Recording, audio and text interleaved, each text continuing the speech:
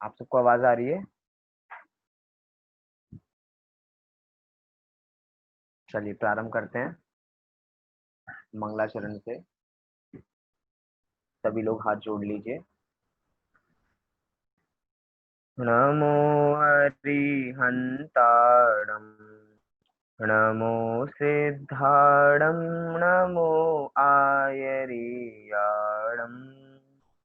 नमो उवझायाणं, नमो लोये सव्यसाहूणम्। मंगलम भगवान वीरो, मंगलम गौतमो गणी, मंगलम कुंद कुंदाद्यो, जैन धर्मोस्तु मंगलम। सर्वमंगल मांगल्यम, सर्वकल्याणकारकम, प्रधानं सर्वधर्माणां, जैनं जयतु शासनम्, जैनं जयतु शासनम्। जैन श्रावकाचार। जैन का आचरण कैसा होना चाहिए, जैन का व्यवहार कैसा होना चाहिए, इसी पे हमारी विगत दिनों से चर्चा चल रही है। उसी जैन श्रावकाचार के अंतर्गत एक विषय जिसका नाम श्रावक की 11 प्रतिमाएं। श्रावक की 11 प्रतिमाएं। 11 प्रतिमाएं कौन सी, क्या क्या होती हैं 11 प्रतिमाएं? हमारे मंदिर जी में कितनी प्रतिमाएं हैं? क्या ये वही प्रतिमा है? हमारे मंदिर जी में तो 6 प्रतिमाएं हैं। तो क्या 6 प्रतिमाओं को रखने का नाम, मतलब मंदिर की प्रतिमा की बात यहाँ पे नहीं चल रही है कि कितनी किसके पास प्रतिमाएं। हो सकता है किसी के मंदिर में 24 प्रतिमाएं हो, 24 तीर्थंकरों की, किसी के मंदिर में 20 प्रतिमाएं हो। लेकिन इधर उधर 20 प्रतिमाओं की या 24 प्रतिमाओं की बात नहीं चल रही। यहाँ पे श्रावक की 11 प्रतिमाओं की बात चल रही है, जहाँ पे अलग अलग स्तर पता लगता है कि ज्ञानी के जीवन में कैसे अलग अलग स्तर आते हैं। उन स्तरों को 11 प्रतिमाओं के आधार से समझाया जाता है। आप सबको आवाज अच्छी तरह आ रही है? हाँ जी। 11 अलग अलग स्तरों के माध्यम से श्रावक की अलग अलग प्रतिमाओं के बारे में यहाँ पे बताया जाएगा। पाठ का जैसे नाम ही है, ज्ञानी श्रावक के पंचम गुणस्थानवर्ती ज्ञानी श्रावक की 11 प्रतिमाएं। क्या है पाठ का नाम? पंचम गुणस्थानवर्ती श्रावक की 11 प्रतिमाएं। मतलब कौन से गुणस्थानवर्ती है? पंचम गुणस्थानवर्ती श्रावक, मतलब पंचम गुणस्थानवर्ती जीव भी श्रावक ही होते हैं। उनकी 11 प्रतिमाओं के ऊपर हम बात करने वाले हैं। बहुत लोग होंगे कि हम तो गुणस्थान के बारे में जानते ही नहीं है, तो पंचम गुणस्थान क्या होता है? तो सरल में अगर हम गुणस्थान को देखें तो वास्तविक परिभाषा तो गुणस्थान की है, मोह और योग के निमित्त से श्रद्धा और चारित्र गुण की तारतम्य की अवस्था को, तारतम्य रूप अवस्था को गुणस्थान कहते हैं। इतना भी समझ में ना आया हो तो सामान्य रूप से परिणामों के आधार पे, परिणाम अलग अलग परिणामों के आधार पे गुणस्थान बांट दिए जाते हैं कि इस गुणस्थान में कैसे परिणाम है, उस गुणस्थान में कैसे परिणाम है। मतलब जीव के जैसे परिणाम है उसके अनुसार गुणस्थान बन जाते हैं। वैसे तो गुणस्थान अनंत हो सकते हैं जीवों की अपेक्षा, लेकिन उसके बावजूद भी आचार्यों ने अनंत गुणस्थानों को 14 कैटेगरीज दे दी हैं। कितनी कैटेगरी? 14 कैटेगरी में बांट दिया है कि इतने गुणस्थान, एक गुणस्थानवर्ती जीव में बहुत सारे अंतरंग में अंदर भेद हो सकते हैं। ऐसे दूसरे में बहुत सारे भेद, तीसरे में बहुत सारे भेद, चौथे में बहुत सारे भेद। लेकिन मुख्य रूप से यहाँ पे 14 गुणस्थानों के बारे में बताया है, जिसमें अलग अलग जीवों के परिणाम पाए जाते हैं। इसके अंदर कोई भी जीव, संसारी जीव ऐसा नहीं है जो गुणस्थान से रहित होता हो। मात्र एक ही जीव होते हैं जो गुणस्थान से रहित होते हैं, वो होते हैं हमारे सिद्ध भगवान। सिद्ध भगवान के किसी प्रकार का गुणस्थान नहीं होता, लेकिन सब संसारी जीव का, चाहे वे अरिहंत ही क्यों ना हो, चाहे वे अरिहंत भगवान ही क्यों ना हो, वे भी, उनके भी गुणस्थान तो होते ही होते हैं। हम कहते हैं ना कि 13वें और 14वें गुणस्थान वर्ती अरिहंत भगवान होते हैं, मतलब उनके भी गुणस्थान होते हैं और हमारे भी गुणस्थान होते हैं।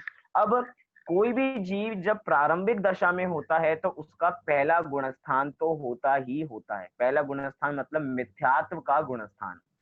अब कोई भी जीव पुरुषार्थ करे, क्योंकि अभी तो मिथ्यात्व अवस्था में है, अब मिथ्यात्व अवस्था से कोई भी जीव पुरुषार्थ करे तो पुरुषार्थ करके वो चौथे गुण स्थान में भी जा सकता है, और बहुत ज्यादा पुरुषार्थ करे तो पांचवें गुण स्थान में जा सकता है, और ज्यादा पुरुषार्थ करे तो सातवें गुण स्थान में जा सकता है। मतलब पहले से ही चौथे में, पहले से ही सीधा पांचवें में, और पहले से ही सीधा सातवें में। इसका कुछ ऐसा क्रम नहीं है कि पहले से दूसरे में जाएंगे, दूसरे से तीसरे में, तीसरे से चौथे में, चौथे से पांचवें में। पुरुषार्थ की अपेक्षा बात है कि पुरुषार्थ हम कैसा कर रहे हैं। हमारा पुरुषार्थ थोड़ा बड़ा होगा तो हम पहले से चौथे में, चौथे से सीधा हो सकता है पहले से पांचवें में भी, या पहले से सातवें में भी चले जाएं। अभी तक की जितनी हमारी श्रावकाचार की बात चली वो चली थी पहले से चौथे तक की, कि मतलब जो जीव अविरत सम्यक दृष्टि होते हैं, जिनके कोई व्रत नहीं होता है लेकिन उसके बावजूद भी वे सम्यक दृष्टि तो अवश्य होते ही होते हैं। लेकिन अब हम उसके एक और ऊंचे स्तर की बात कर रहे हैं। एक और ऊंचा स्तर माने पंचम गुण स्थान। अभी तक हमने 7 वैष्णवों के बारे में जान चुके हैं, हम अष्टमूल गुणों के बारे में जान चुके हैं, हम भक्ष अभक्ष के बारे में जान चुके हैं। इतना सामान्य विवेक तो चौथे गुण स्थान वर्ती जीव को भी होता है। मिथ्या दृष्टि की बात नहीं चल रही, मिथ्या दृष्टि करे ना करे वो बात अलग, लेकिन चौथे गुण स्थान वर्ती का इतना पालन तो होता ही होता है। अब हम एक स्तर और ऊंचे जा रहे हैं। एक स्तर और ऊंचा जैसे ही जाते हैं तो वो हो जाता है हमारा पंचम गुण स्थान। कौन सा गुण स्थान? पंचम गुण स्थान। तो उस पंचम गुण स्थान में श्रावक के 11 प्रतिमाएं होती हैं। गुण स्थान तो एक ही है, ये देखिए, पंचम गुण स्थान एक ही है, लेकिन उसी पंचम गुण स्थान में सब लेवल्स हैं। क्या है? सब लेवल्स। कि सब लेवल्स को यहाँ पे 11 दर्जों में बांटा गया है, 11 प्रतिमाओं के रूप में बांटा गया है।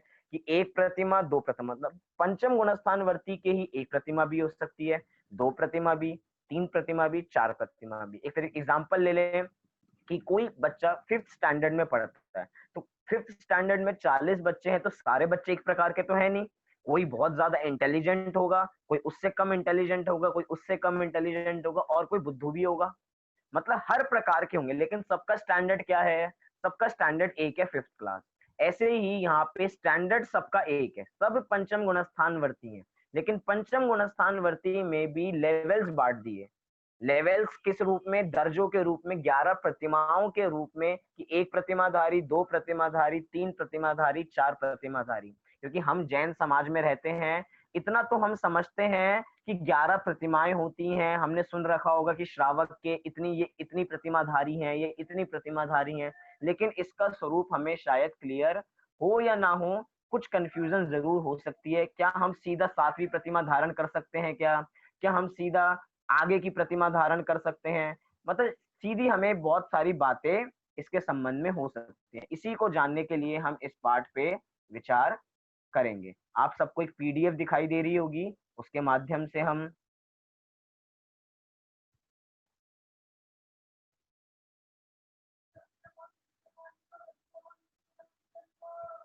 आप सबको पीडीएफ दिखाई दे रही होगी अभी। ये है तत्व ज्ञान पाठमाला 1, उसी के आधार से हम यहाँ पे इसके संबंध में पढ़ने वाले हैं।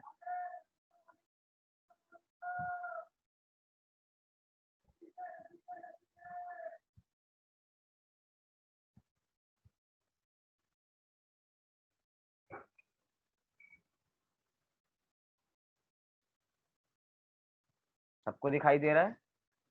पंचम गुणस्थान वर्ती श्रावक और उसकी 11 प्रतिमाएं। हमने गुणस्थान को समझा, हमने श्रावक को समझा। देखिए, पहले से चौथे में जो आते हैं और पहले से पांचवें में जो आते हैं, चौथा और पांचवा दोनों ही श्रावक के गुणस्थान है, लेकिन श्रावक संज्ञा पंचम गुणस्थान में प्राप्त हो जाती है। तो यहाँ पे पंचम गुणस्थान वर्ती, मतलब चौथे से एक लेवल ऊपर बढ़ के हम पंचम गुणस्थान वर्ती जीवों की बात कर रहे हैं, जिसमें हम देखते होंगे कि इन्होंने व्रत अंगीकार कर लिए हैं, इन्होंने ब्रह्मचर्य प्रतिमा अंगीकार कर ली है, इन्होंने परिग्रह त्याग प्रतिमा अंगीकार कर ली है, इन्होंने आरंभ का त्याग प्रतिमा धारण कर लिया है। ऐसी अलग अलग प्रतिमाओं के नाम होते हैं जो वे अंगीकार कर लेते हैं। अब हम यहाँ पे वास्तविक स्वरूप समझने वाले हैं कि वास्तव में निश्चय से प्रतिमाएं क्या होती हैं, व्यवहार से प्रतिमा क्या होती है, और उपचार से किसको प्रतिमा कहा जाता है। 3 अलग अलग बातें बोली, इसके संबंध में हम यहाँ पे पढ़ने वाले हैं। हाँ जी, आगे ही बात करेंगे कि प्रतिमा का क्या मतलब। प्रतिमा अर्थात दर्जे के रूप में यहाँ पे प्रतिमा का शब्द लिया जाता है। दर्जा की लेवल, लेवल को यहाँ पे प्रतिमा के रूप में कहा जा रहा है। चलिए आगे हम सीधे इस विषय को पढ़ते जाते हैं। बहुत इंटरेस्टिंग विषय है पंचम गुणस्थानवर्ती श्रावक की 11 प्रतिमाएं। आइए पढ़ते हैं। आचार्य उमा स्वामी का वाक्य, जो तत्वार सूत्र के रचयिता हैं ये वही उमा स्वामी आचार्य हैं। पहला ही सूत्र पहले ही अध्याय का, सम्यक दर्शन ज्ञान चारित्राणी मोक्ष मार्गः। सम्यक दर्शन, सम्यक ज्ञान, सम्यक चारित्र, इन तीनों की एकता ही मोक्ष मार्ग है। सम्यक दर्शन प्राप्त जीव की श्रद्धा प्रतीति तो सम्यक हो गई, तदनुसार ज्ञान भी सम्यक हो गया तथा स्वरूप में आंशिक स्थिरता प्रकट हो जाने से मोक्ष मार्ग का आरंभ भी हो गया है। किंतु मात्र उतनी ही स्वरूप स्थिरता चारित्र संज्ञा नहीं करती है, नहीं पाती है। इस कारण उस जीव को चतुर्थ गुणस्थानवर्ती अव्रती श्रावक कहा जाता है। मतलब बहुत सारी बातें हो गई। चौथे गुणस्थानवर्ती जीव भी श्रावक है और पंचम गुणस्थानवर्ती जीव भी श्रावक है, लेकिन एक के व्रत होते हैं और एक के व्रत नहीं होते हैं। दोनों को ही रत्नत्रय प्राप्त हो चुका है, सम्यक दर्शन, सम्यक ज्ञान, सम्यक चारित्र। लेकिन चौथे गुणस्थानवर्ती जीव का चारित्र प्रकट नहीं है और पंचम गुणस्थानवर्ती जीव का चारित्र प्रकट है। यहाँ पे लिखा ना कि प्रतीति अर्थात श्रद्धा और ज्ञान तो उसको हो चुका, स्वरूप में आंशिक स्थिरता भी हो गई है, मोक्ष मार्ग भी प्रारंभ हो गया है, किंतु अभी इतनी स्वरूप स्थिरता चारित्र मतलब स्वरूप स्थिरता रूपी चारित्र की संज्ञा अभी प्राप्त नहीं हुई है। अभी देश चारित्र उसको नहीं हुआ। एक तरीके से एग्जांपल ले लें, एक बीज, जो बीज होता है, हमने जमीन के 4 इंच नीचे एक बीज को बोया। अब वो बीज हमने बोया श्रद्धा का, और श्रद्धा के साथ ज्ञान तो जुड़ा होता ही होता है। अब वो श्रद्धा और ज्ञान का बीज बढ़ने लगा। कैसे बढ़ने लगा? अब बड़ा होगा, उसकी जड़ें आएंगी, अब वो बढ़ने लगा। कब बढ़ने लगा? जब वो 4 इंच ऊपर आएगा तब बढ़ेगा, या 4 इंच के जब वो सफर किया है उसने, उसमें भी वो बड़ा है। देखिए हमें तो तभी दिखेगा जब वो ऊपर आएगा, उससे पहले हमें वो दिखने वाला नहीं। तब तक तो हम यही कहेंगे कि कुछ अभी तो बदला ही नहीं है। ऐसे ही यहाँ पे भी चारित्र है कि चारित्र अभी दिखेगा नहीं। चौथे गुणस्थानवर्ती जीव के चारित्र दिखता नहीं, लेकिन चारित्र होता जरूर है। जैसे हमें बीज की अभी जड़ें दिखाई नहीं दे रही हैं, जब 4 इंच ऊपर आ जाएंगी और फिर ऊपर हमें दिखने लगेंगी, तब हम कहेंगे हाँ यहाँ पे बीज बोया था, यहाँ पे श्रद्धा और ज्ञान का बीज है। ऐसे यहाँ पे कह रहे हैं कि अभी चतुर्थ गुणस्थानवर्ती जीव के स्वरूप लीनता तो है, लेकिन उस संबंधित चारित्र प्रकट रूप में दिखाई नहीं देता, लेकिन अव्यक्त रूप में चारित्र तो होता ही है, क्योंकि हम उसे भी मोक्ष मार्गी जीव कहते हैं। हमारे शास्त्रों में उसे भी मोक्ष मार्गी जीव का है। और जो भी मोक्ष मार्गी होते हैं उनको तीनों चीजें कंपलसरी रूप से होंगी ही होंगी, सम्यक दर्शन, सम्यक ज्ञान और सम्यक चारित्र। यही वही एक तरीके से बात है, जैसे कि एक लोटा है, एक मटका है, मटके के अंदर पानी है, तो वो मटके के अंदर पानी है तो बाहर भी हमें पता लग जाएगा कि बाहर मटके में नमी है, तो हमें पता लग जाएगा अंदर भी पानी है। लेकिन अगर बाहर बाहर से पानी होगा तो उससे हम अंदर का जज नहीं कर पाएंगे, लेकिन थोड़ा सा भी होगा तो होगा जरूर। और उदाहरण में देख सकते हैं, जैसे कि उसी घड़े को ले, हम घड़े में हम 1 बूंद पानी डालें, कितना बूंद? बस 1 बूंद, तो वो मटका गीला होगा नहीं। अभी बोला जा रहा है, फिर हमने 2 बूंद डाली, फिर 3 डाली, वो सारा पानी सोखता जा रहा है। 4 बूंद डाली और किसी को दिखाया क्या इसमें आपको पानी नजर आ रहा है, वो कहेगा पानी नजर नहीं आ रहा। फिर हमने 4-5 बूंद और डाल दी, उस मटके ने फिर सारी पानी को सोख लिया, अब दिखाई नहीं दे रहा। मतलब अब बताइए वहां पे पानी है या नहीं है? वो बूंद बूंद करके ही वो सारा पानी सोख के फिर हमें इतना सारा पानी दिखाई देता है, लेकिन प्रारंभिक दशा में हमें पानी दिखाई नहीं देगा, लेकिन वो एक एक बूंद कर करके ही हमें वो पानी दिखाई देता है। ऐसे ही यहाँ पे चारित्र होता है, वो प्रकट रूप में दिखाई नहीं देता चतुर्गुणास्थानवर्ती जीव से, लेकिन अप्रकट रूप से अवश्य होता है। जैसे वो पानी की बूंद हमें दिखाई नहीं देती, 10 बूंद होने के बाद ही दिखाई देती हैं, ऐसे ही हमें भी चारित्र जब प्रकट हो जाता है तभी दिखाई देता है। बोलिए। चारित्र प्रकट हो गया, लेकिन वो प्रकट होने की पहला जो प्रोसेस है वो कारण, वो तो कार्य शुरू हो गया। हाँ जी, वो उसका कारण है ना। हाँ जी, जैसे कि जो कार्य कारण मीमांसा भी हम इसमें लगा सकते हैं कि अब पंचम गुणस्थान वर्ती के जो कार्य हुआ है चारित्र रूप कार्य, उसके पीछे का कारण वो एक एक बूंद, जैसे घड़े में एक एक बूंद चल रही थी तो एक एक बूंद भी कारण रूप में गिनी जाएगी। अगर एक एक बूंद नहीं होती तो वो घड़ा भीगता नहीं। स्टेप बाय स्टेप आगे बढ़े हैं तो उसको भी हम यहाँ पे कह सकते हैं। तो मतलब चतुर्थ गुणस्थानवर्ती जीव के चारित्र तो होता है लेकिन अप्रकट रूप में चारित्र होता है, ऐसा हमें यहाँ पे समझना चाहिए। आगे क्या कह रहे हैं, उपर्युक्त चतुर्थ गुणस्थानवर्ती श्रावक विशेष पुरुषार्थ पूर्वक स्वरूप स्थिरता बढ़ाकर पंचम गुणस्थान प्राप्त करता है। मतलब वही चतुर्थ गुणस्थानवर्ती जीव जिसकी अभी भूमि साफ हो चुकी है, मतलब जिसकी श्रद्धा और ज्ञान बिल्कुल सम्यक हो चुका है, अब वही जीव पुरुषार्थ करता है। पुरुषार्थ कैसे करता है, क्या पुरुषार्थ बाहर में करने की चीज है या अंदर में करने की चीज है?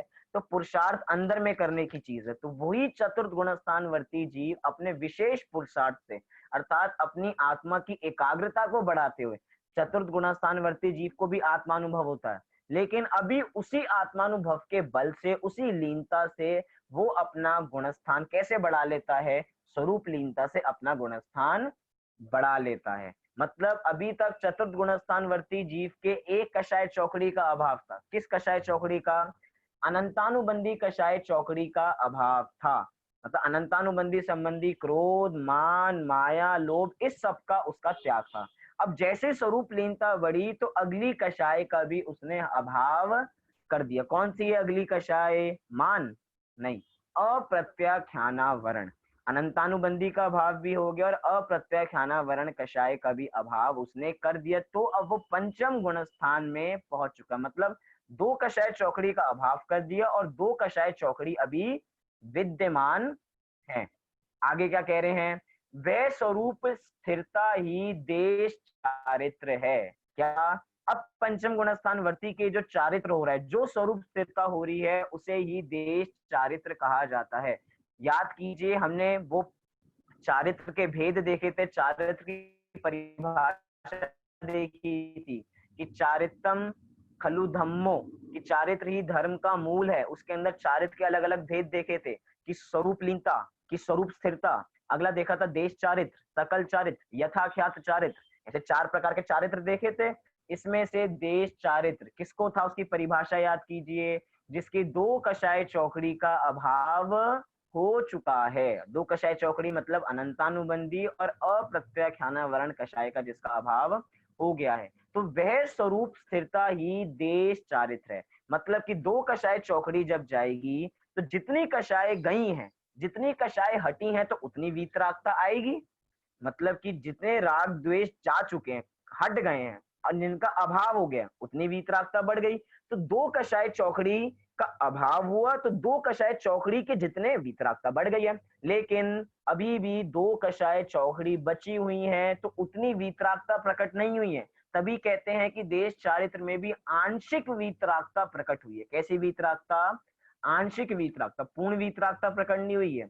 दो कषाय संबंधी वीतरागता हो चुकी है, क्योंकि दो कषाय तो गई, कुछ तो वीतरागता आएगी, लेकिन अभी पूरी वीतरागता नहीं आई है। तो इसलिए स्वरूप स्थिरता ही देश चारित्र है और वही पंचम गुणस्थानवर्ती श्रावक है।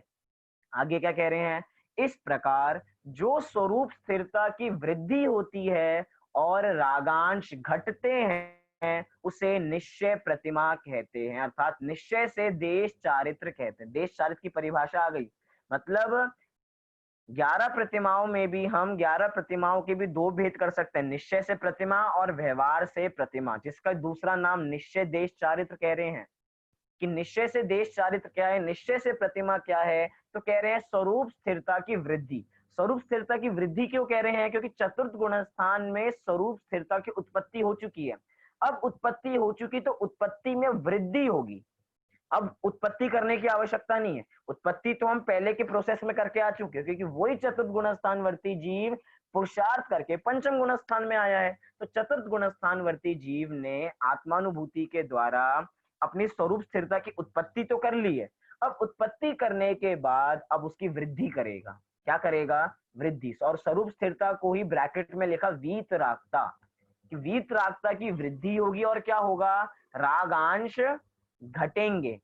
कौन से घटेंगे रागांश? तो अनंतानुबंधी संबंधी और अप्रत्याख्यानावरण संबंधी रागांश रागांश क्यों कह रहे हैं? राग का अंश गया है अभी, राग के अभी अंश बचे हुए हैं। कौन से अंश बचे हुए हैं? प्रत्याख्यानावरण और संजुलन संबंधी रागांश बचे हुए हैं, लेकिन अभी दो रागांश अनंतानुबंधी संबंधी और अप्रत्याख्यानावरण संबंधी रागांश घट चुके हैं, अर्थात उनका अभाव हो चुका है और वृद्धि हो चुकी है। तो इसको कह रहे हैं निश्चय प्रतिमा। याद रखना परिभाषा। फिर क्या कह रहे हैं आगे? उस यथोचित स्वरूप स्थिरता रूप निश्चय प्रतिमा के साथ जो कषाय मंदता रूप भाव रहते हैं वह व्यवहार अर्थात व्यवहार देश चारित्र है। कुछ समझ में आया? थोड़ी सी बात थोड़ी ऊपर से चली गई। यहाँ पे अभी तो आप हम यही कह के आए हैं कि रागांश घटना का नाम निश्चय चारित्र, और आप अभी इसे ही कह रहे हो कि रागांश कषाय का मंद होना उसे भी आप उसे व्यवहार चारित्र कह रहे हो। ये कैसी बात हो गई? बात सीधी सी है, बहुत सरल है। हम देखें, रागांश घटना और कषाय का मंद होना दोनों में पूरा अंतर है। रागांश घटना मतलब वीतरागता जो बड़ी है ना, वीतरागता बड़ी किसके लेवल पे है? जब रागांश गए अर्थात खत्म हो चुके हैं। और यहाँ पे कषाय मंद हुई, तो कौन सी कषाय मंद हुई है? प्रत्याख्यानावरण संबंधी और संजुलन कषाय संबंधी कषाय मंद हुई है। और अभाव किसका हुआ है? घटी कौन सी है? घटी तो अनंतानुबंधी और अप्रत्याख्यानावरण कषाय घटी है। इसीलिए निश्चय प्रतिमा क्या है? वीतरागता की वृद्धि और रागांश घटना। आपको समझना और विशेष से समझना है तो रागांश के ऊपर अपने पास लिख लीजिए अनंतानुबंधी और अप्रत्याख्यानावरण। और इस अब रागांश को हटा के ये चीजें पढ़िए, अनंतानुबंधी और अप्रत्याख्यानावरण घटे हैं। अब ये तो निश्चय प्रतिमा हो गई। अब क्या कह रहे हैं? उसी निश्चय प्रतिमा के साथ जो कषाय मंदता रूप भाव रखते हैं वह व्यवहार प्रतिमा है। म्यूट। हाँ जी, चलिए हो गया। पहले हम समझ लें, उसके बाद हम क्वेश्चन देखते हैं क्या है। उस अब कषाएं हो चुकी हैं, घट गई। हमने रागांश घटने के बदले में अनंतानुबंधी और अप्रत्याख्यानावरण कषाय को वहां पे रख दिया, तो वो तो हो गई निश्चय चारित्र। अब निश्चय देश चारित्र हो गया वो तो। और आगे बढ़े, अब व्यवहार चारित्र किसे कह रहे हैं? उसी निश्चय प्रतिमा के साथ जो कषाय मंदता रूप भाव रहते हैं, एक तरीके से निश्चय प्रतिमा के साथ जो शुभ भाव रहते हैं। अब थोड़ा क्लियर होगा। निश्चय प्रतिमा के साथ जो शुभ भाव रहते हैं उसे व्यवहार प्रतिमा कहते हैं। वो शुभ भाव क्या है? उसी शुभ भाव को कषायों की मंदता कहा जाता है। और कौन सी कषायों की मंदता? अनंतानुबंधी संबंधी, अप्रत्याख्यानावरण संबंधी। अरे भैया वो तो कषाय घटी चुकी हैं, उनका तो अभाव हो गया। अब कौन सी बची हैं? अब तो प्रत्याख्यानावरण और संजुलन संबंधी कषाय बची हैं, तो उनमें ही तो मंदता करेंगे। मंदता किसमें की जाती है? मंदता उसमें की जाती है जो चीजें बची हो। जिसका अभाव ही हो गया उसका मंद कैसे करेंगे? तो रागांश घटना और कषायों का मंद होना दोनों में अंतर है। रागांश घटना तो और वीतरागता की वृद्धि होना तो ये तो शुद्धोपी हो गए, ये तो शुद्ध परिणति है। और कषायों का मंद होना ये शुभ भाव है। दोनों में अंतर हो गया। आपको कुछ कंफ्यूजन हो तो आप पूछ लीजिए, क्योंकि ये विषय बहुत जरूरी है। हाँ जी बोलिए। तो वो जो मंत्र रूप तो आगे वाले में नौ कषाय का क्या होता है फिर? हाँ जी, कि आगे वाले में कम हो रहे हैं रागांश या पिछले वालों में कम? पिछली वाली कषायों का तो अभाव ही हो चुका है। अनंतानुबंधी और अप्रत्याख्यानावरण कषाय तो जा ही चुकी हैं, उसमें क्या घटेगा? जो चीज बीत ही चुकी है उसका कुछ घटने वाला नहीं है। अब जो बची हैं, कौन सी बची हैं? बची हैं दो, प्रत्याख्यानावरण और संजुलन कषाय अभी बची हुई हैं। तो इसके अंदर प्रत्याख्यानावरण कषायों में मंदता आएगी। मंदता आएगी तभी तो ये सब हम व्यवहार प्रतिमा इसको कह पाएंगे। कषायों की मंदता को व्यवहार प्रतिमा कह रहे हैं। बोलिए संजय जी। हाँ, जय जिनेन्द्र भैया, ये जैसे ये नौ कषाय जो हास्य रतिवती वगैरह ये अनंत अनुबंधी के साथ कम होएगी या बाद में होएगी सब कम? देखिए ये जो नौ कषाय हैं ये तो आगे के गुणस्थानों में, नवे गुणस्थान में सारी चली जाती हैं। नवे गुणस्थान के अंत में हास्य रति अरति शोक भय जुगुप्सा स्त्री वेद पुरुष वेद नपुंसक वेद। अभी इसकी हम मुख्य रूप से अभी हम इसकी बात नहीं कर रहे हैं, धीरे धीरे इसकी भी जाएंगी, क्योंकि तो नौ कषाय है। वैसे ही नौ कषाय का मतलब ही होता है ईक्षत कषाय अर्थात कम कषाय। मतलब ये तो बहुत कम कषाय हैं, ये भी धीरे धीरे कम तो हो रही हैं, लेकिन अभी कषाय घटी हैं। तो कौन सी कषाय घटी? अच्छा ये बताइए किन कषायों के घटने में वीतरागता बढ़ती है? जब अनंतानुबंधी कषाय कम होगी तब वीतरागता बढ़ेगी, या अनंतानुबंधी कषाय का अभाव होगा तब वीतरागता बढ़ेगी? अनंतानुबंधी अभाव कषाय होगा तब। जब अभाव अभाव। होगा तब। कम होने का नाम वीतरागता बढ़ना नहीं है। कई बार हम लोगों से मिलते हैं और वो कहते हैं भैया हमारा तो राग बिल्कुल खत्म ही हो चुका है। क्या कहते हैं लोग? हमारा तो राग बिल्कुल घट चुका है। भैया राग घटने का मतलब है उनका कि उनका राग कम हो चुका है, राग घटा नहीं है। अगर राग घट जाता तो वीतरागता उत्पन्न हो जाती। तो राग कम होने को नाम दे रहे हैं कि मेरा तो मोह छूट चुका बिल्कुल। भैया मोह छूट जाता तो वीतरागता हो जाती। मोह कम हुआ है और उसी कम होने को लोग कह देते हैं घटना। लेकिन कषायों का घटना और कषायों में मंदता होना, दोनों में जमीन आसमान का फर्क है। बोलिए। इतना कहेंगे या अभाव ही कहेंगे, क्योंकि घटने से तो मतलब ये हो गया कि अभी तो है वो व्यवहार में। चलिए बहुत बढ़िया प्रश्न है कि घटना शब्द का प्रयोग करेंगे या अभाव शब्द का प्रयोग करेंगे। देखिए शब्दों का फेर है, कोई दोनों में अर्थ को बदलता नहीं है। कषाय घटना, कषाय घटी ही है। घटना से मतलब कम होने के रूप में नहीं है, इधर घटना मतलब अभाव के रूप में ही है। अब रागांश जा ही चुके हैं, किस संबंधित? अनंतानुबंधी और अप्रत्याख्याना वर्ण कषाय संबंधी कषाय जा चुके हैं, उसी को घटने रूप में शब्द का प्रयोग किया जा रहा है। और अभी कषाय बची हुई हैं जिनकी मंदता हो रही है। बोलिए मनीष जी।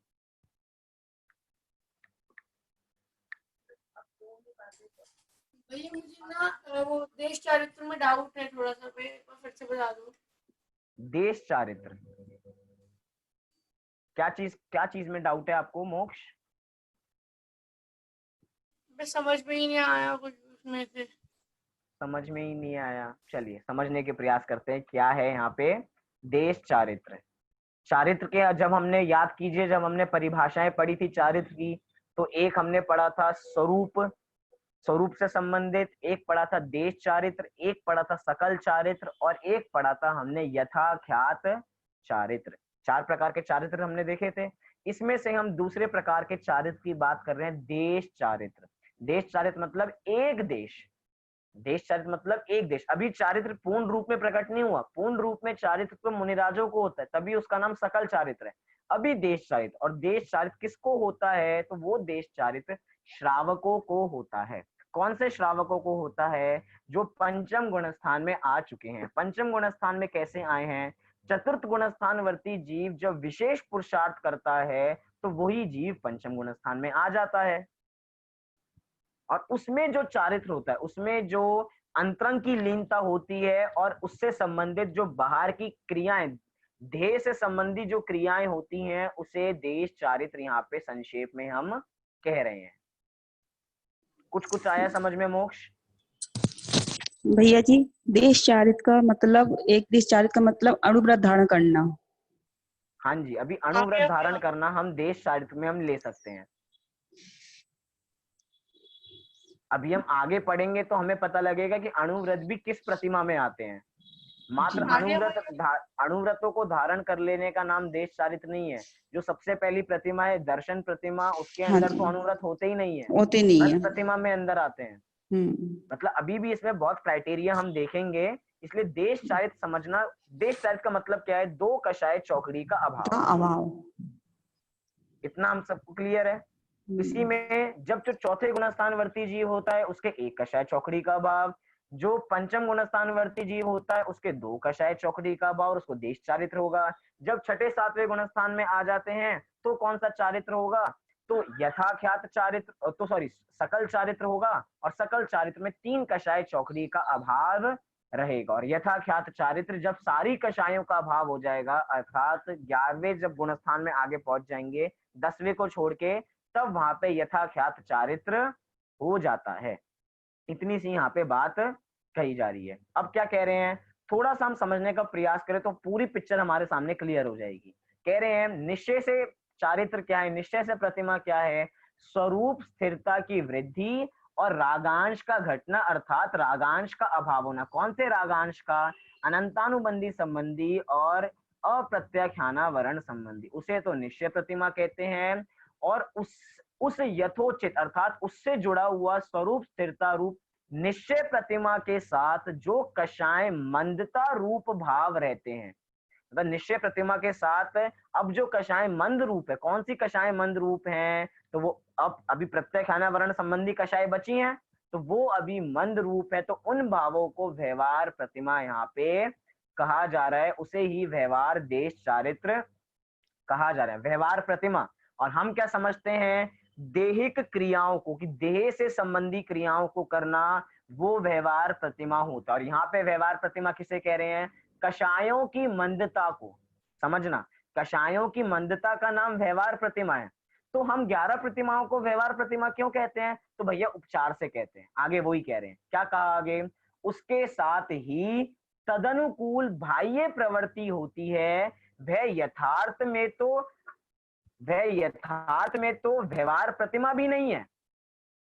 जो उसके साथ माने किसके साथ, कषायों की मंदता के साथ। और कषायों की मंदता निश्चय प्रतिमा के साथ, मतलब निश्चय प्रतिमा के साथ जो कषायों की मंदता होती है, उसके साथ जो बाह्य प्रवृत्ति होती है, देह से संबंधी बाह्य प्रवृत्ति होती है, वह यथार्थ रूप में तो व्यवहार प्रतिमा भी नहीं है। लेकिन उपर्युक्त कषाय मंदता के साथ तदनुकूल ही बाह्य प्रवृत्ति होती है, अतः उसको भी व्यवहार से प्रतिमा कहा जाता है। मतलब कि निश्चय प्रतिमा और व्यवहार प्रतिमा, इन दोनों के साथ ये देहिक क्रिया होती है, तीसरे नंबर की ये देहिक क्रिया होती है। इस देहिक क्रिया को वास्तव में तो व्यवहार प्रतिमा नहीं कहते, लेकिन जब ये इन दोनों के साथ होती है, किन दोनों के साथ, निश्चय प्रतिमा के साथ जब कषायों में मंदता होती है, तो इसके निमित्त से देहिक क्रियाएं होती हैं। तो उस देहिक क्रिया को जो 11 प्रतिमाओं के रूप में हम जानने वाले हैं, उन 11 प्रतिमाओं के रूप में उसको भी उपचार से व्यवहार से प्रतिमा कह दिया जाता है। यथार्थ में तो वो व्यवहार प्रतिमा भी नहीं है। क्यों? क्योंकि जड़ की क्रिया कभी भी प्रतिमा अपने अंतरंग की परिणति नहीं हो सकती। देहिक क्रिया जितनी भी होती है वो देहिक क्रिया ही कह रहे हैं, अर्थात जड़ की क्रिया है, और जड़ की क्रिया प्रतिमा नहीं है। व्यवहार से भी प्रतिमा क्या है, व्यवहार से प्रतिमा जड़ की क्रिया का नाम नहीं है। समझना, बहुत समझने की आवश्यकता है। व्यवहार से प्रतिमा हम समझते हैं कि प्रतिमाओं को अंगीकार कर लेना, व्रत पाल लेना, रात्रि भोजन का त्याग कर देना, या अणुव्रत धारण कर लेना, वो व्यवहार प्रतिमा। भैया वो व्यवहार प्रतिमा है, लेकिन उपचार से है। कैसे है? उपचार से। वास्तव में वो नहीं। क्यों? क्योंकि वो तो देहिक क्रिया है, जड़ की क्रिया है, और जड़ की क्रिया व्यवहार प्रतिमा भी नहीं है। व्यवहार प्रतिमा क्या है? व्यवहार प्रतिमा तो कषायों की मंदता रूप है। व्यवहार प्रतिमा तो कषायों की मंदता रूप है, जो निश्चय प्रतिमा के साथ है। और अब उस निश्चय प्रतिमा के साथ जो कषायों की मंदता होती है, उसके साथ जो बाह्य प्रवृत्ति होती है, उस बाह्य प्रवृत्ति को भी उपचार से व्यवहार संज्ञा मिल जाती है। व्यवहार प्रतिमा, व्यवहार देश चारित्र हम नाम दे देते हैं। क्या आपको इतनी बात इस पैराग्राफ की समझ में आ रही है? 3 अलग अलग बातें यहाँ पे कही गई हैं। मैं 3 बातें दोहराता हूं और आपसे पूछता हूं, क्या 3 बातें आपको अलग अलग समझ में आई? 3 बातें क्या हैं? स्वरूप स्थिरता की वृद्धि और रागांश का घटना अर्थात अभाव होना, ये निश्चय प्रतिमा है। निश्चय प्रतिमा के साथ, ये पहली बात हो गई। निश्चय प्रतिमा के साथ जो कषायों की मंदता रूप भाव होता है, उसे व्यवहार प्रतिमा कहते हैं। और ये तीसरी बात, अब निश्चय प्रतिमा के साथ जो कषायों की मंदता होती है, उसके साथ तदनुकूल बाह्य प्रवृत्ति, देहिक क्रिया, जड़ की क्रिया, उसको भी तदनुकूल बाह्य प्रवृत्ति को भी उपचार से, व्यवहार से प्रतिमा की संज्ञा प्राप्त होती है। ये हो गई हमारी तीसरी बात। ये 3 अलग अलग बातें क्या आप मुझे बता सकते हैं? समझनी बहुत जरूरी है, क्योंकि हम हमेशा व्यवहार को जड़ की क्रियाओं से जोड़ लेते हैं, लेकिन व्यवहार भी कषायों की मंदता को यहाँ पे कहा जा रहा है। बताइए, कौन बता सकता है?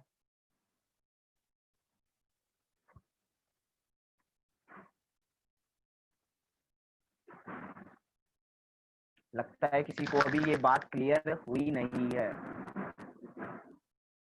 कठिन लग रही है क्या बात आपको? एक बार हाँ जी या ना जी तो बोलो। कठिन लग रही है बात? हाँ भैया। किसका हाँ भैया आया? हम बोलने की कोशिश करें। हाँ जी, हम कौन बोलने का? हाँ जी, बोलिए बोलिए, बहुत बढ़िया, बोलिए। स्वरूप चारित निश्चय प्रतिमा के साथ कषायों की मंदता व्यवहार चारित्र व्यवहार प्रतिमा और उसके साथ जो जड़ की क्रिया करते हैं अपन वो चारित्र। निश्चय से पहले हम निश्चय से चारित्र देखते हैं। निश्चय से चारित्र क्या है? निश्चय से स्वरूप चारित्र और व्यवहार से कषाय की मंदता और उसके साथ जड़ की क्रिया। उसको उपचार से 11 चार। प्रतिमाएं का नाम मिल। हाँ जी, बहुत बढ़िया। इतनी सी हमने आपने बात समझी। आप सभी चीजें लिख लेंगे ना, क्योंकि ओरली हमें चीजें समझ में नहीं आ पाती, हम भूल जाते हैं। इन चीजों को लिख लें। निश्चय प्रतिमा क्या है? निश्चय प्रतिमा के अंदर 2 पॉइंट। अब सब ध्यान से सुन लीजिए, सबको याद हो जाएगा, बहुत सरल है। निश्चय प्रतिमा के अंदर 2 पॉइंट है उसकी परिभाषा में। स्वरूप की लीनता अर्थात स्वरूप की वृद्धि, पहला पॉइंट निश्चय प्रतिमा के अंदर। और दूसरा, रागांश का घटना अर्थात अभाव होना। 2 पॉइंट याद हो गए निश्चय प्रतिमा के? किस किस को याद हो गए? हाथ उठा लीजिए एक बार।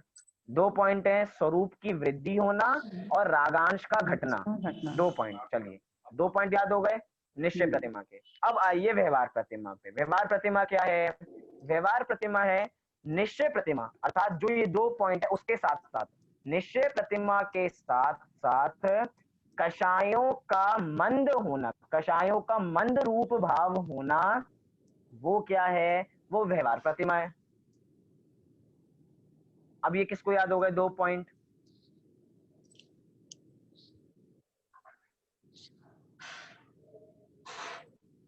चलिए, मनीष जी का हाथ उठ रहा है, आस्था का हाथ उठ रहा है, मोक्ष का, वर्षा जी का, आस्था का भी उठ गया, हमारे घर में भी उठ गए हाथ, संजय जी का भी उठ गया, धिनेन्द्र जी का अभी तक नहीं उठा हाथ। उनको नहीं आई 2 परिभाषाएं, याद नहीं हो पाई अभी? सिंपल सी 2 परिभाषाएं। निश्चय क्या है? निश्चय से प्रतिमा स्वरूप की वृद्धि और स्वरूप की वृद्धि पहला पॉइंट निश्चय प्रतिमा में, और दूसरा रागांश का घटना अर्थात अभाव होना, ये निश्चय प्रतिमा। व्यवहार से क्या है? निश्चय प्रतिमा के साथ साथ कषायों का मंद होना, इसी का नाम व्यवहार प्रतिमा है। इतना याद हो गया। तीसरी परिभाषा, अब तीसरा क्या है? चलो, धर्मेंद्र जी का भी हाथ उठ गया, याद हो गया, बहुत बढ़िया। अब क्या? निश्चय और व्यवहार हमने समझ लिया। अब निश्चय और व्यवहार के साथ साथ जो शरीर के साथ जड़ की क्रियाएं होती हैं, बाह्य प्रवृत्ति होती है, उसे भी उपचार से क्या संज्ञा दी जाती है? 11 प्रतिमाओं की संज्ञा उसे भी उपचार से दी जाती है। उपचार से उसे भी 11 प्रतिमाओं का नाम मिलता है। मतलब जब, इससे एक बहुत बढ़िया पॉइंट निकला, जब निश्चय प्रतिमा और जब व्यवहार प्रतिमा होगी तब ही बाहर में 11 प्रतिमाएं हो सकती हैं। अगर ये दोनों पाठ आपने नहीं किए, आपके निश्चय प्रतिमा तो है नहीं, आपकी स्वरूप की वृद्धि तो हुई नहीं, आपकी राग तो घटे नहीं, और आप हमने प्रतिमाएं अंगीकार कर ली, तो समझना अभी हमने प्रतिमाएं अंगीकार नहीं करी हैं। बिना आत्मानुभव के हम प्रतिमा अंगीकार कर ही नहीं सकते। और जिन्होंने भी की है उनकी यथार्थ रूप में प्रतिमा नहीं है, बस व्यवहार में बाहर में चारित्र अंगीकार कर लिया है। वो चारित्र कैसा है? कोरा चारित्र है। चारित्र, सम्यक चारित्र तभी नाम पाता है जब श्रद्धा भी सम्यक होती है, जब आत्मानुभव होता है। मतलब कि बिना श्रद्धान के जितना भी चारित्र है, कैसा है? अंक बिना शून्य के बराबर। जैसे टोडरमल जी ने लिखा कि बिना अंक के कितने ही शून्य लगाते जाएं उसकी कोई मूल्य नहीं है, और जैसे ही शून्य के आगे एक अंक लगा दे जाएं तो उसका मूल्य हो जाता है। ऐसे ही हम चारित्र तो कर रहे हैं, लेकिन चारित्र में श्रद्धा नहीं है, तो वो कैसा है? शून्य है। और जैसे ही उसमें आत्मानुभव हो जाता है तो वही चारित्र सम्यक चारित्र बन जाता है। क्या आपको ये 3 परिभाषा याद हो गई? कौन कौन बता सकते हैं अब?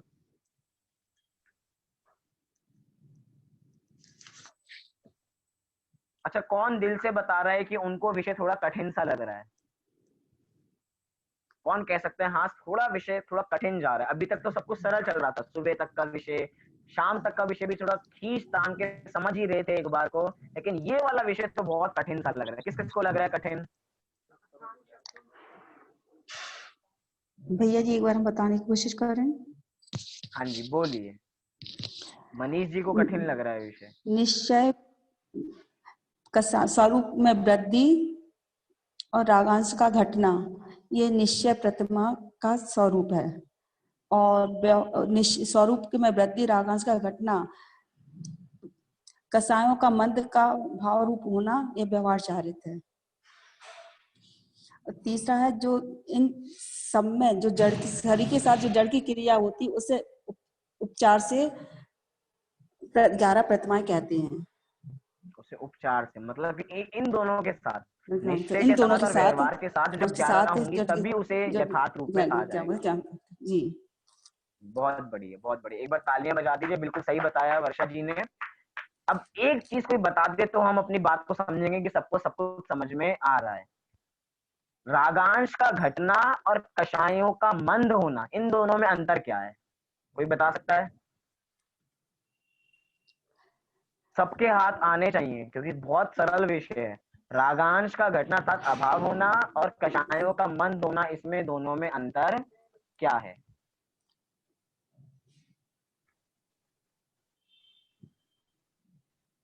भैया जी 2 हाथ आए हैं। अनंतानुबंधी और अप्रत्याख्यान कसायों का अभाव होना। हाँ जी। और प्रत्याख्यान और संजुलन कसाय का मंद होना। चलिए बहुत बढ़िया कि अनंतानुबंधी और अप्रत्याख्यान वर्ण कषायों का तो अभाव होना, ये रागांश का घटना है पंचम गुणस्थान में। और अभी 2 कषाय चौकड़ी विद्यमान है तो उसमें मंदता है। उसी मंदता को व्यवहार से प्रतिमा कहा जा रहा है, कहा जाता है। चलिए बहुत बढ़िया। और कौन बताना चाहेगा? मनीष जी का भी हाथ उठा था, वे भी बताना चाह रहे हैं। आप भी बता दीजिए, पक्का हो जाएगा सबको। भैया रागांश में अनंतानुबंधी अप्रत्याख्यान वर्ण कषाय का अभाव होता है, और जो कषाय का अभाव है उसमें वो संजुलन और प्रत्याख्यान वर्ण की मंदता होती है। कषाय का अभाव नहीं, कषाय की मंदता। मोक्ष कषाय की मंदता में संजुलन और प्रत्याख्यान वर्ण का उदय होगा। ठीक है मोक्ष, इतना तो आप सुधार लेना। तो चलिए, रागांश का मतलब कौन बता सकता है? रागांश का मतलब क्या है? क्योंकि हमें एक एक शब्द का मतलब पता होना चाहिए, हम बिना उसके आगे नहीं बढ़ रहे हैं। रागांश का मतलब क्या? अप्रत्याख्यान और संजुलन कषाय, प्रत्याख्यान और संजुलन कषाय का मंद होना। रागांश अनंतानुबंधी अप्रत्याख्यान कषाय का अभाव होना। का अभाव होना। देखिए यहाँ पे 2 अर्थ हो सकते हैं। अभी मैंने रागांश के आगे ये बोला ही नहीं कि रागांश घटे हैं या रागांश बचे हैं, तो दोनों में कंफ्यूजन हो सकती है।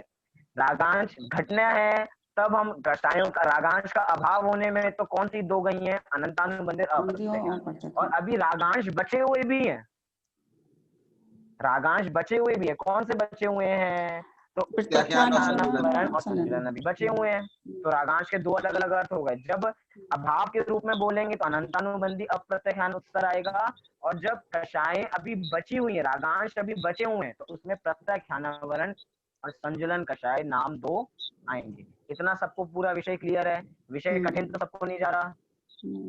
अगर विषय कठिन जा भी रहा हो तो भी समझने योग्य है।